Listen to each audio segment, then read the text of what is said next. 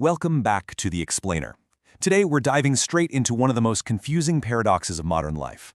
It's this fascinating pattern that sits right at the intersection of human psychology and systemic design. Based on our source material, we're going to deconstruct the invisible architecture of modern relationships to see what's really going on. Let's get right into it. So here's the core contradiction we're dealing with. Everyone is reachable, right? So why does everyone feel so distant? We literally have limitless access to each other. You can reach almost anyone on Earth in seconds, and the signal never, ever stops. Yet, you've probably had those days where you spend all day messaging people only to realize at the end of it that you feel like you haven't actually connected with anyone. Well, to understand why, we have to look at what happens when human experience crashes into system design. Let's start with part 1, the human side, the illusion of contact. To make sense of this, we kind of need to completely redefine what absence actually means. Think about it. For most of history, distance was highly visible. You knew when someone left the room. But today, modern absence looks suspiciously like participation. It looks like a quick glance toward a screen mid-sentence. It's a thought drifting to the next task, or a notification crashing right into the middle of your coffee date.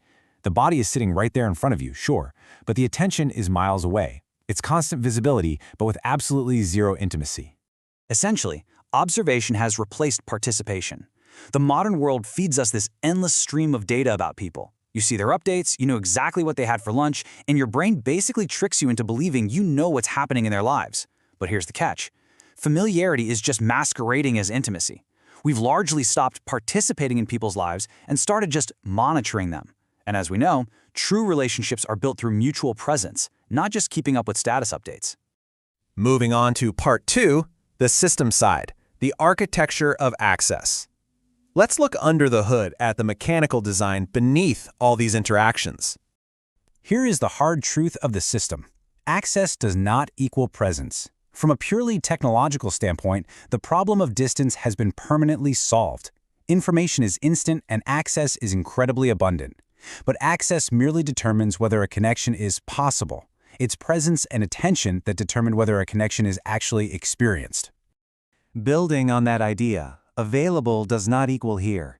You see, the system measures delivery, but humans experience attention, and these are two entirely different metrics. You can respond instantly to a text, remain perfectly available on the grid, and still be completely 100% mentally absent. Technical presence just means you're reachable. Human presence, that requires your undivided attention. And finally, contact does not equal connection. Contact is incredibly efficient. It's the delivery of a message, that little ping in your pocket. It merely transfers information. Connection, however, transfers presence. Our infrastructure has perfectly optimized contact, but it completely missed the mark on solving the competition for true connection.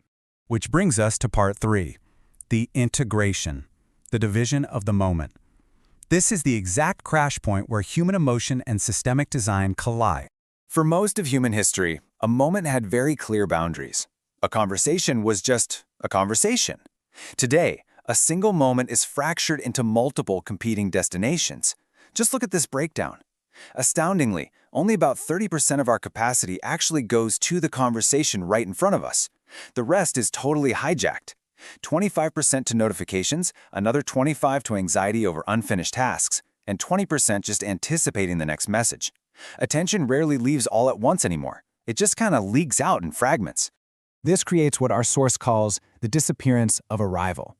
Historically, presence required arrival. There was a visible transition when someone entered a room and committed to being there. Today, the body connects to a new conversation without ever logging out of previous interactions.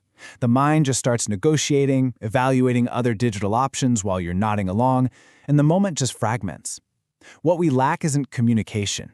It's that visible, committed transition from distraction to pure focus.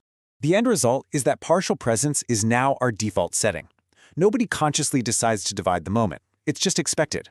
And from a system design perspective, this is a massive success. The platforms in your pocket don't want your complete absence, but they certainly don't want your complete focus either. They absolutely thrive on partial presence. Your mobile attention generates the constant activity that fuels the network. Simply put, the system literally rewards your interruption. Let's look at part 4, the new scarcity, the cost of arrival. This is the economic reality of living in this perfectly engineered, fragmented landscape. We've basically experienced a total inversion of resources. In the past, access was scarce. Distance created friction. But precisely because access was so hard, human attention was abundant and protected. Today, that is completely flipped. Access costs nothing. You can reach anyone, anywhere, instantly. But because access is effortless, attention has become incredibly scarce and aggressively contested. Which leads us to a vital new definition for undivided attention. It's the increasingly rare act of rejecting countless visible alternatives to fully occupy a single shared moment. Giving someone your full attention is no longer a passive state. It actually requires active, conscious rebellion against an environment that is quite literally designed to interrupt you. The rarest resource in the room isn't information anymore. It's a person who is fully 100% here. And that brings us to part 5, the conclusion, the reality of the room. Let's synthesize these systemic facts and human feelings into one final realization. Because here's the reality. Nobody left. Nobody disappeared. The contacts are all still sitting right there in your phone. The network kept expanding exactly the way it was designed to. Everyone remains completely reachable. From a purely technical standpoint, the problem of physical distance was completely, permanently solved. The barriers are just gone. But nobody actually arrived. When we mourn modern disconnection, we aren't mourning a lack of people. We're mourning the loss of arrival. The loss of that distinct, visible transition where someone crosses the threshold from digital distraction into pure focus on a shared moment with us. Ultimately, presence fragmented. The connection survived, sure, but the undivided moment was sliced apart by the system. The world cured distance, but it infected us with division. And that invisible division is exactly what we are all feeling on a daily basis. I want to leave you with this final paradigm shift, pulled directly from our sources. I thought people became distant. Now I understand that attention became divided. So the next time you're sitting across from someone, remember that the problem isn't a lack of connection. The real question is, if connection is everywhere, who are you actually arriving for today?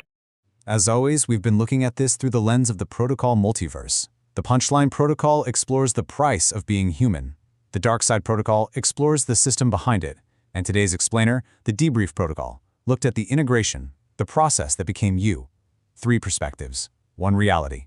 The ideas are human, the narration is digital, but the interpretation remains yours. Thanks for joining me for this explainer, and I'll see you next time.